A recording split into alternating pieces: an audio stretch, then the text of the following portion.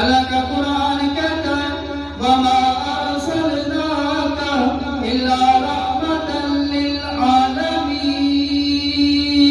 محبوب، ہم نے آپ کو تمام جہانوں کے لیے رحمت بنا کے بھیجا ہے۔ پیغمبر علیہ السلام کے پاس جبریل امین تشریف لاتے ہیں اور چہرے پہ غم کے آثار نظر آتے ہیں۔ پیغمبر علیہ السلام کے سامنے جب آتے ہیں تو پیغمبر علیہ السلام پوچھتے ہیں کہ جبریل، تو آج پریشان کیوں ہے؟ تو آج اداس کیوں ہے؟ تیرے چہرے پر غم کے آثار کیوں ہے؟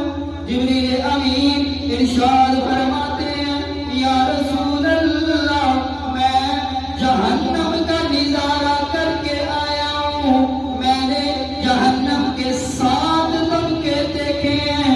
سب سے نیچے والے طبقے میں ان المنافقین فی الدرک الاسفل من النار، اللہ منافقوں کو رکھیں گے اس سے اوپر والے درجے میں، اللہ رب العزت مشرکین کو رکھیں گے اس سے اوپر والے درجے میں، اللہ چاند سورج اور ستاروں کی پوجا کرنے والوں کو رکھیں اس سے اوپر والے درجے میں، اللہ آگ کی پوجا کرنے والوں کو رکھیں گے اس سے اوپر والے درجہ میں، اللہ یہودیوں کو رکھیں اس سے اوپر والے درجہ میں، اللہ عیسائیوں کو رکھیں گے۔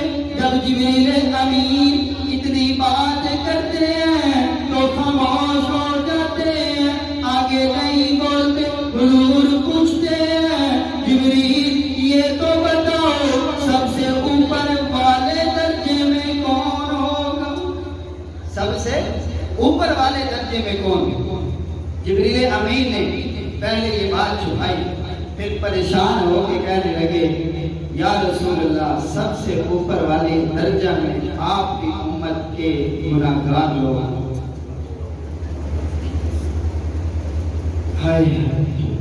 وہ رحمت دو عالم جب اپنی امت کے بارے میں سنا کہ گناہگار سب سے اوپر والے طبقہ میں ہوں گے، تو حضور کے چہرے سے بھی پریشانی کے آثار نظر آئے۔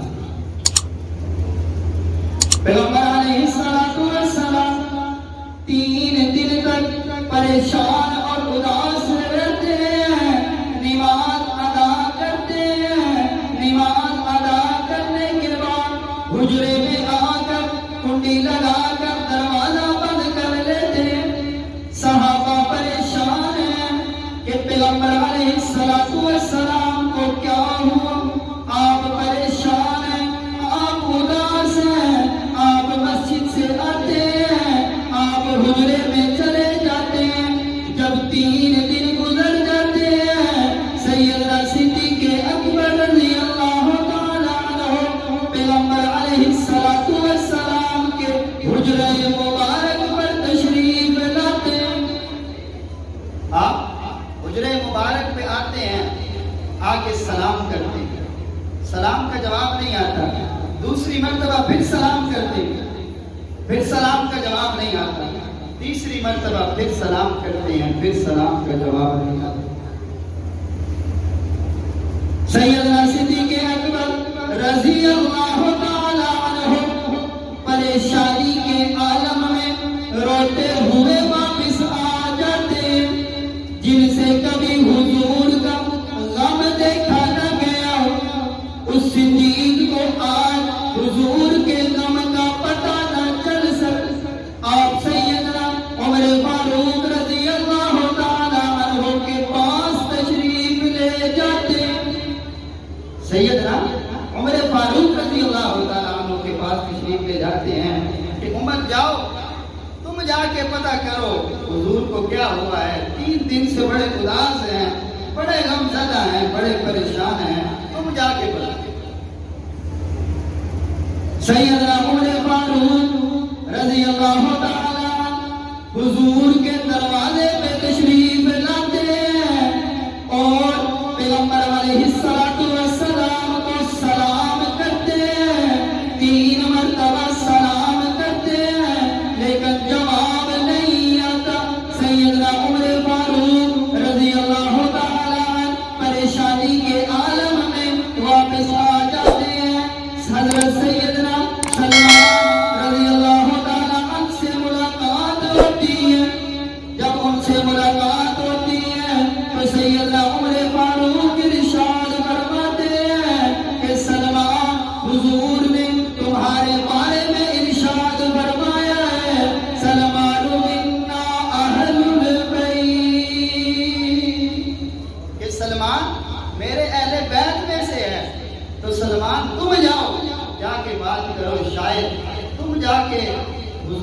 اجازت دو، حضور تمہیں اجازت مرا۔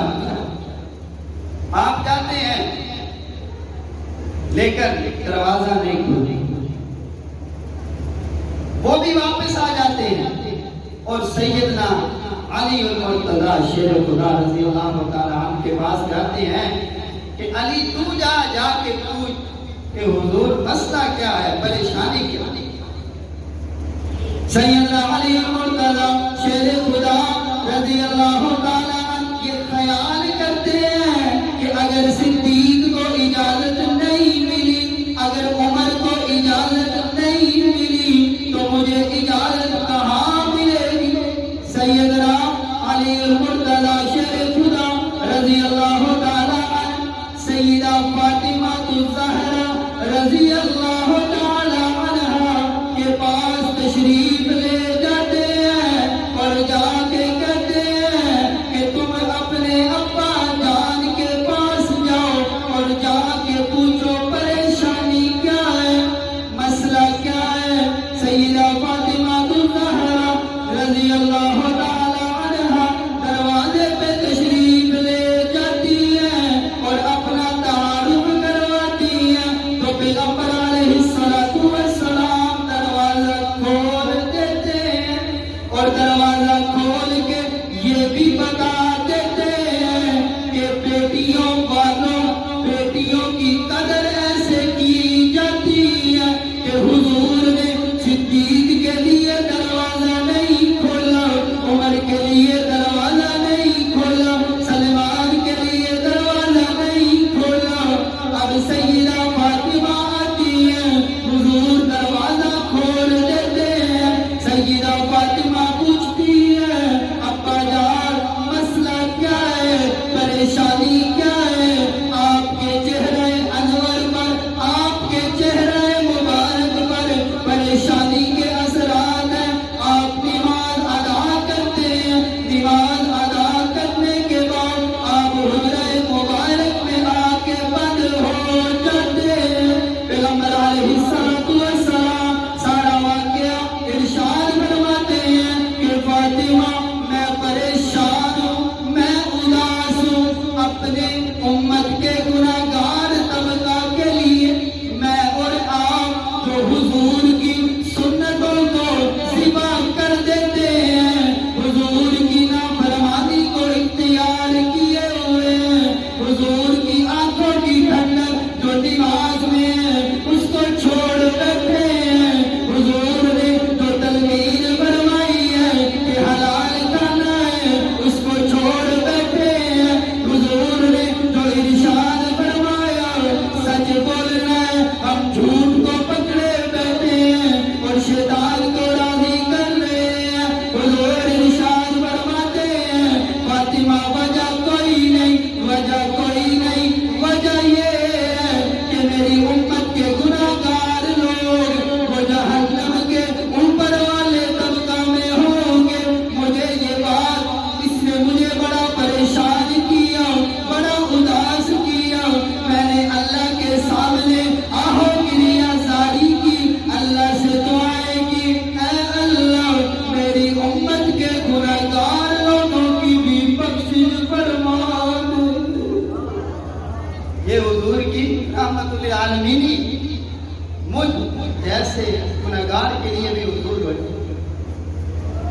کوئی بندہ کہے نا کہ تیرا فلاں جگہ پہ تذکرہ ہوا، تیری پریشانی کو وہ بندہ پریشانی سمجھتا ہے، میں کہوں گا وہ میرا کون سا سگا تھا جس نے میری پریشانی کو پریشانی سمجھا؟ تو یہ حضور ہم جیسے گناہگاروں کے لیے 3